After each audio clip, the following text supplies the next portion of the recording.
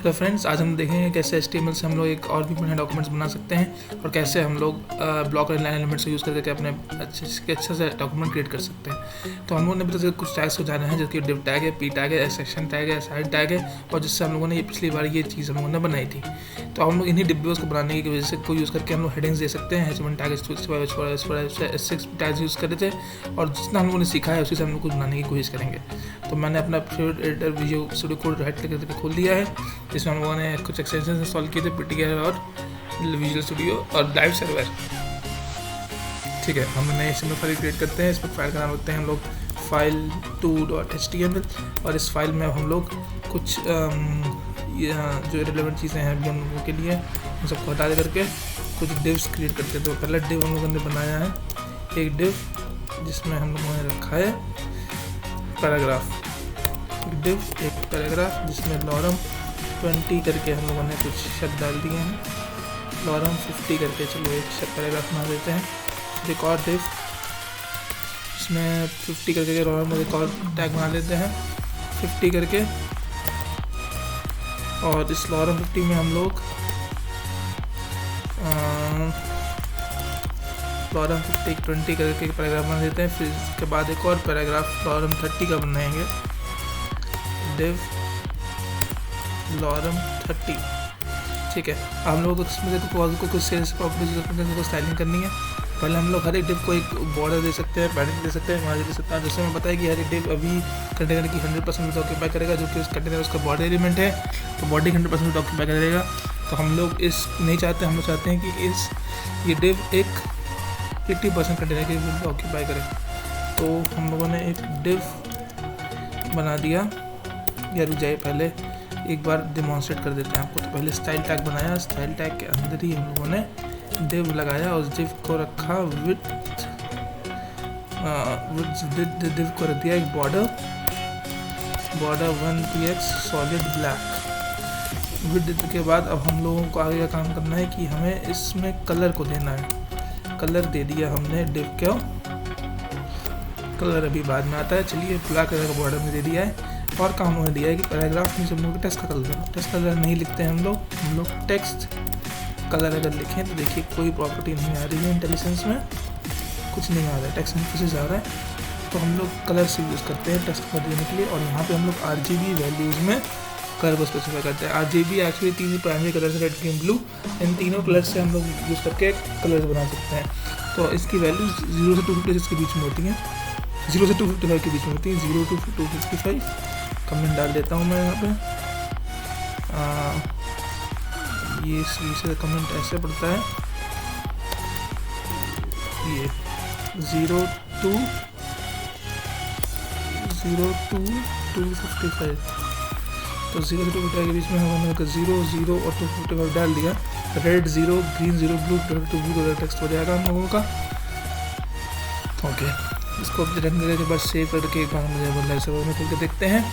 देखिए, blue colour के text आ चुके हैं। मगर थर्ड पैराग्राफ पर क्रेडिट्स कलर ब्लू नहीं हुआ है। इसका रीज़न क्या है कि वो एक डिव में है मगर वो पैराग्राफ में नहीं है, तो इसको पहले पैराग्राफ में कर देते हैं। और देखिए, बॉर्डर भी आ चुका है अपना, और टेक्स्ट कलर ब्लू भी हो चुका है।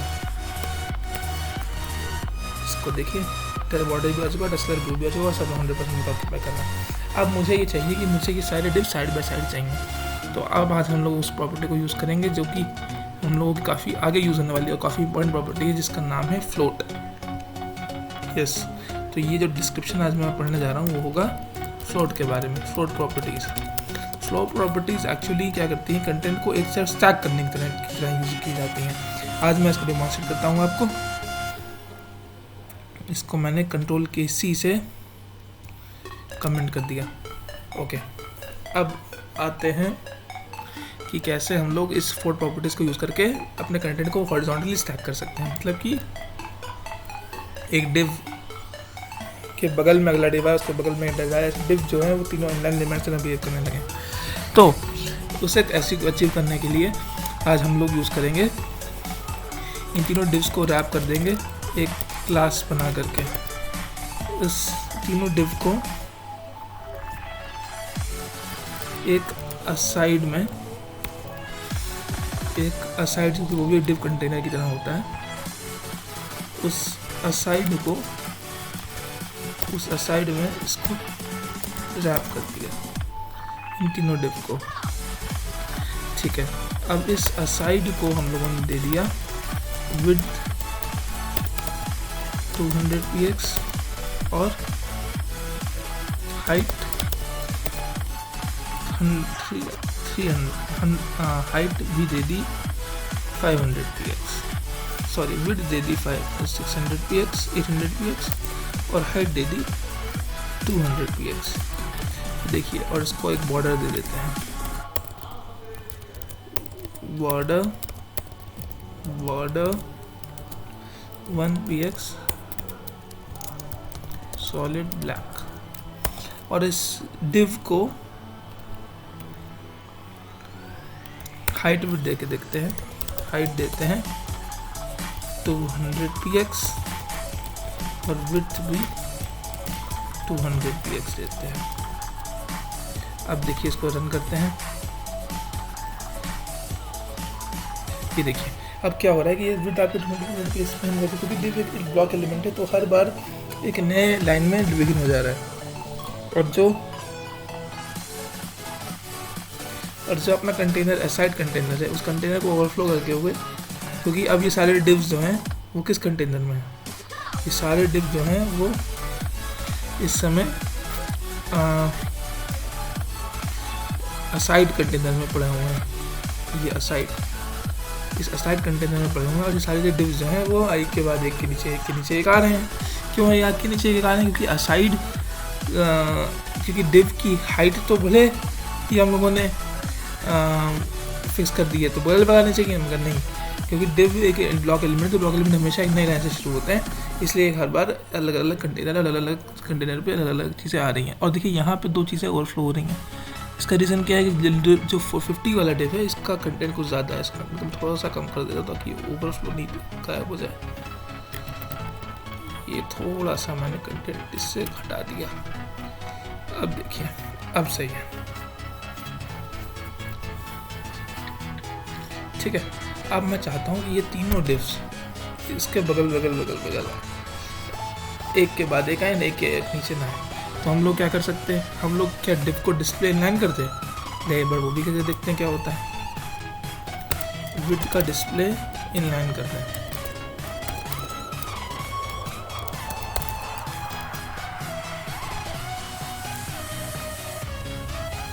ये देखिए क्या हुआ, विड्थ का डिस्प्ले इनलाइन करने से प्रॉब्लम क्या होगी, प्रॉब्लम ये होगी कि हम लोगों को जो कंटेंट आ रहा है, वो अब कंटेंट डिव का बॉर्डर देखिए कितना सा पतला सा आ रहा है, मतलब डिव के बाहर चला गया है। तो एक्चुअली क्या होता है, इनलाइन एलिमेंट्स में हम लोग हाइट और विड्थ डिफाइन नहीं दे नहीं सकते, हाइट विड्थ मैचिंग बॉडी नहीं दे सकते। तो हम लोगों को एक तरीका करना है कि एक इनलाइन एलिमेंट की तरह बिहेव करे, मगर एक रहे एक ब्लॉक एलिमेंट। तो इनलाइन एलिमेंट की तरह बिहेव करे और रहे ब्लॉक करे, तो हम लोग प्रॉपर्टी यूज़ करेंगे इनलाइन ब्लॉक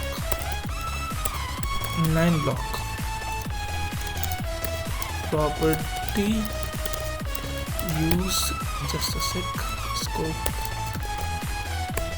या property use to make an inline element make an block element behave as both block and inline element, so that we can give both width and height to as block element, but it does not begin with a new line as an inline element. Okay, ठीक है। तो ये हम लोगों का div ऐसा हो गया कि वो हाइप ब्लॉक है, इनलाइन ब्लॉक है, डिस्प्ले का इनलाइन ब्लॉक हो गया, तो कोई इनलाइन एलिमेंट और ब्लॉक एलिमेंट दोनों की तरह बिहेव कर रहा है। अब इसको सेव करके एक बार इसको रिव्यू करते हैं। अब देखिए आपको ये सब चीज़ें आ गई हैं। हाँ, अब ये इनलाइन एलिमेंट की तरह बिहेव कर रहा है, ब्लॉक एलिमेंट की तरह बिहेव भी कर रहा है, बट क्या हो रहा है कि कुछ इरेगुलरिटीज़ आ रही हैं, कंटेंट अभी सही से डिस्प्ले नहीं हो रहा है। अब हम लोग अपना ब्रह्मा चलाना है, let is float left, we have to use, now we have to stack them horizontally to the left, horizontally to the left, so we use float left property.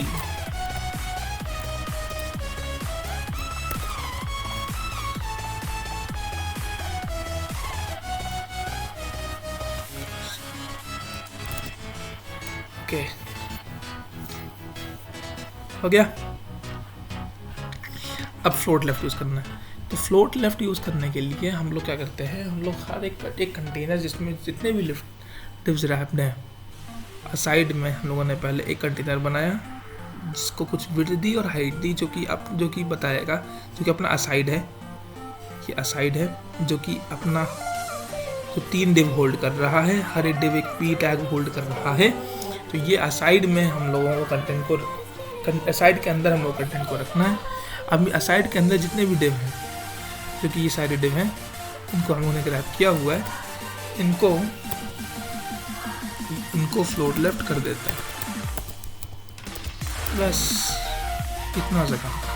अच्छा, जब भी हम लोग फ्लोट लेफ्ट करते हैं तो एक चीज़ याद रखोगे, non block is no due to float, float रहने दे भाई। तो हम लोग कंटेंट को डिस्प्ले इनलाइन ब्लॉक से हटा देते हैं।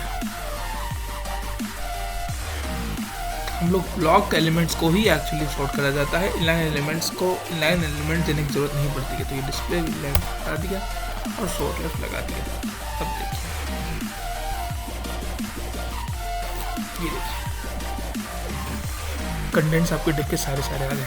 अच्छा, आपने देखा कि ये विड्थ 400 px 800 px दी थी इसकी, 800 px हम लोगों ने इसकी विड्थ दी थी साइड की, हम लोगों ने 3 डिव यूज़ कर रहे हैं 200 px के, 600 px के। तो मतलब एक डिव और आ सकता है इस साइड के अंदर।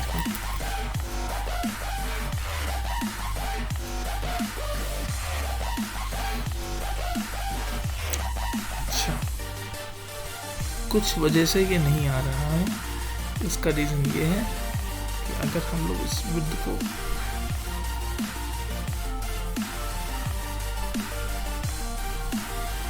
$800 px में 805 px करके देखें, 820 px करके देखें, तो देखिए ये आ जा रहा है, मुझे कुछ स्पेस खाली बच रही है। तो 800 px पे क्यों नहीं आ रहा? 800 px पे ये इसलिए नहीं आ रहा है क्योंकि ये पी एलिमेंट भी कुछ मार्जिन ऑक्यूपाई करता है। तो इस पी एलिमेंट को हम लोगों को देना पड़ेगा margin 0, padding 0। By default P कुछ मार्जिन और पैडिंग देता है।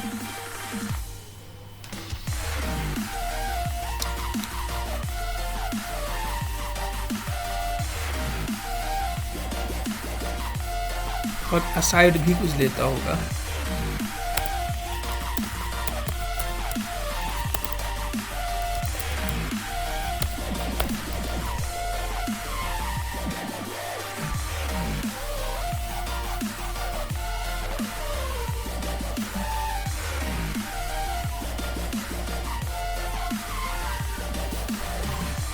कुछ तो गड़बड़ है जिस वजह से ये डिव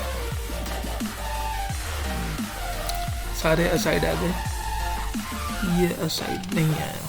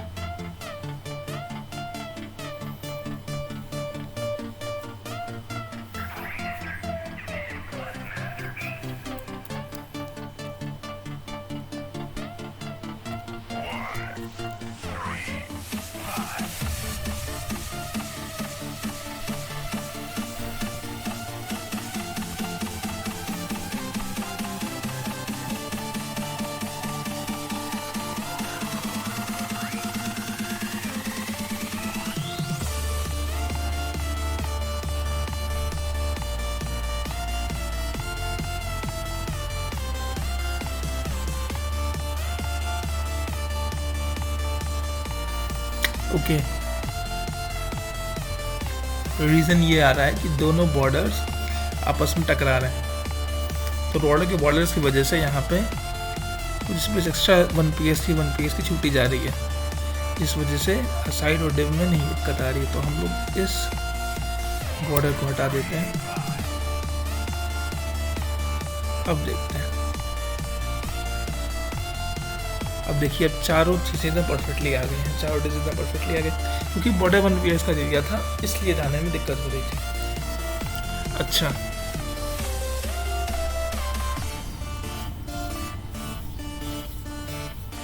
देखिए एकदम चारों डिज़ एकदम परफेक्टली लैंड अप हो गए हैं।